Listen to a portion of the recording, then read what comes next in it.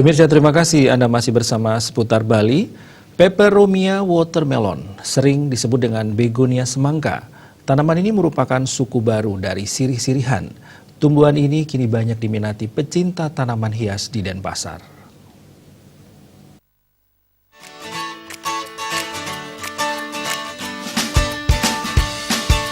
Tanaman yang berasal dari Amerika Selatan dengan bentuk seperti mangkok bergaris-garis seperti buah semangka lebih cocok menggunakan pot dan ditempatkan dalam gantungan agar pertumbuhannya bisa bebas. Nama ilmiahnya Peperomia argyria dengan nama daerah begonia semangka.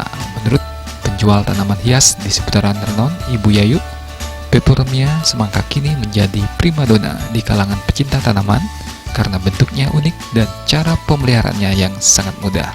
Tidak perlu banyak disiram, cukup 3 hari sekali dan ditempatkan di tempat yang teduh. Aman, naruhnya di tempat teduh. Kiranya paling 3 hari sekali. Kalau besar gimana dia, sampai berapa ukurannya? Ya segitu aja. Cuman rimbun aja, enggak kalau masuk.